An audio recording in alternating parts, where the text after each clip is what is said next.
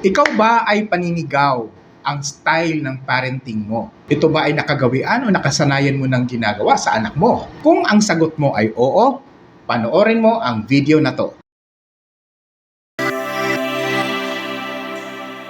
What's up guys? So kung hindi ka pa nakapag-subscribe sa ating YouTube channel, please do not forget to click the subscribe button and the notification bell.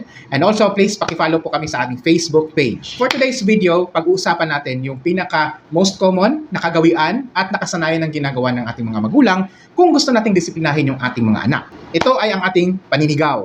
Nako guys, lahat tayo, no, ako mismo hindi ako exempted. Lahat tayo ng mga magulang at one time or another ay nakakapanigaw tayo sa ating mga anak. Guys, let us remember three things, no?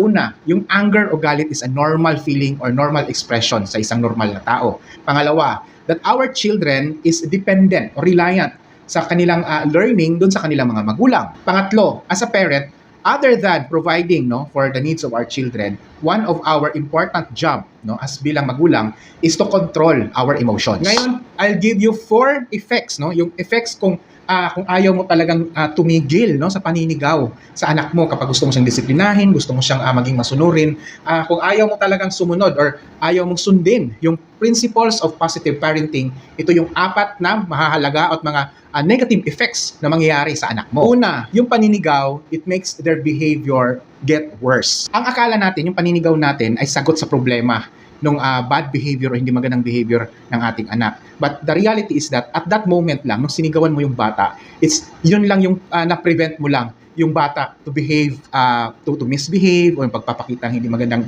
pag-uugali. But in the future, yun yung tanong.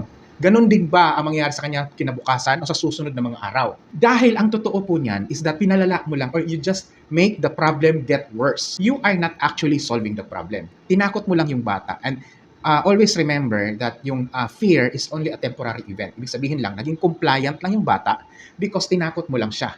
Kung wala ka na sa tabi niya, ay syempre wala nang maninigaw sa kanya. So babalik at magiging cycle pa rin yung kanyang behavior. Pangalawa, yung paninigaw natin is nakakaapekto sa brain development ng bata. Kapag ang ating disiplina ay sa paninigaw, yung brain development niya ay apektado.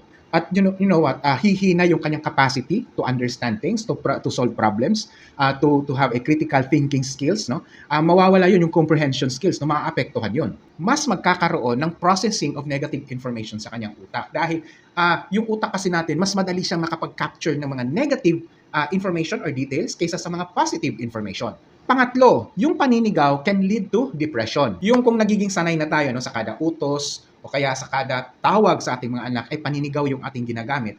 So ang akala natin, hindi umiimik yung anak natin, no, sumusunod lang sa atin. Pero yung mga negative words, ito yung mga death words kung ika nga, di ba? Ito yung, it makes the psychological problem becomes deeper at yun ay dadalhin ng bata hanggang sa kanyang pagtanda. And it can lead to self-destructive na mga actions, no? Kagaya ng pagkakalulong sa mga addictive substances. At yun naman pala guys, no, sa mga batang babae, ay mas magiging mataas yung kanilang possibility to engage to aggressive sexual behaviors. Pang-apat, ang paninigaw po natin ay magdadala ng physical health problems. Marami sa atin ang hindi alintana talaga yung effect ng ating paninigaw. We thought that it is just normal and sa iba pa nga, pinagmamalaki pa nga nung iba, no, na ganun yung kanyang parenting style. But hindi natin inaakala na ito ay magdadala, no? Other than the mental health, ay magdadala rin ito ng mga health risk mismo sa bata. Yung stress na kanyang nararanasan because of sa iyong paninigaw ay nagre-resulta din ito ng mga physical health problems, no? In fact guys, maaaring magkaroon ng malnutrition problem ang isang bata